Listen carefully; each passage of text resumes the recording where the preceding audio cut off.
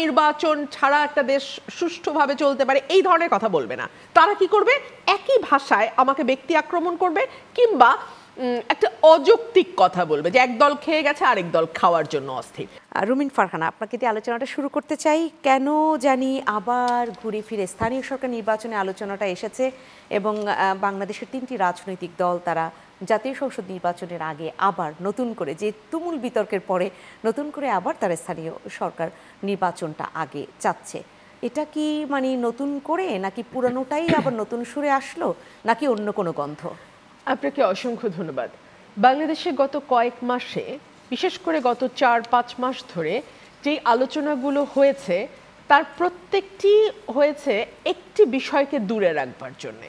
সেটা আপনি সংবিধান সংশোধন বলেন, সেটা আপনি নতুন রাজনৈতিক বন্দোবস্তের কথা বলেন, কিংবা আপনি স্থানীয় সরকার নির্বাচন বলেন।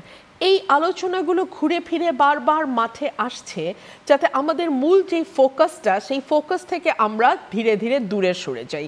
আপনি আমাকে বলেন তো, স্থানীয় সরকার নির্বাচন নিয়ে ব্যাপক আলোচনা হয়েছে কয়েক মাস আগে, সেই বিষয়টি মোটামুটি একটা কনসেনসাসেও আসা গেছে যে ঠিক আছে, এই সময় স্থানীয় সরকারে বড় বড় রাজনৈতিক দলগুলোর এক ধরনের আছে, মানে রিজার্ভেশন আছে এবং খুবই যৌক্তিক কারণেই রিজার্ভেশন আছে।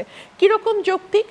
এই মুহূর্তে আইন শৃঙ্খলার যে পরিস্থিতি, এই মুহূর্তে প্রশাসন এবং পুলিশ যতটা কার্যকর, তাতে যখন মাঠে একটি স্থানীয় সরকার নির্বাচন হবে, যেই নির্বাচনটি মার্কা ছাড়া হবে এবং যেই নির্বাচনে যে কেউ কিন্তু প্রার্থী হতে পারে, অর্থাৎ নির্বাচনে চাইলে আওয়ামী লীগের যারা নেতাকর্মী তৃণমূল পর্যায়ে আছেন তারাও নির্বাচনে অংশ নিতে পারেন। আপনি একবার চিন্তা করুন তো, আইন শৃঙ্খলা পরিস্থিতির মাঠে গিয়ে অবস্থাটা কেমন দাঁড়াবে।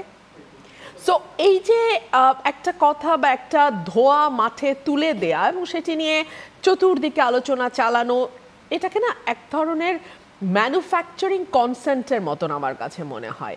কীরকম ম্যানুফ্যাকচারিং কনসেন্ট? এটার আরেকটা এক্সাম্পল হচ্ছে ডক্টর মোহাম্মদ ইউনূসকে 5 বছর দেখতে চাই।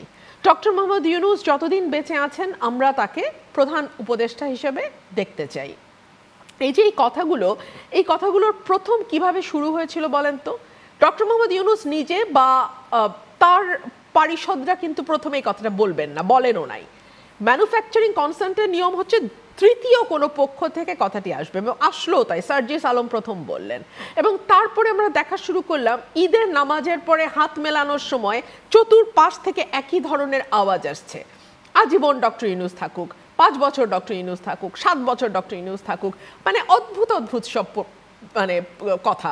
আপনি ফেসবুকে দেখেন, ফেসবুকে তো আজকাল কোনটা আসল মানুষ, কোনটা এআই, কোনটা বট, কোনটা robot, we do not know, but we can assume, we can somehow we can relate, আমরা বুঝি।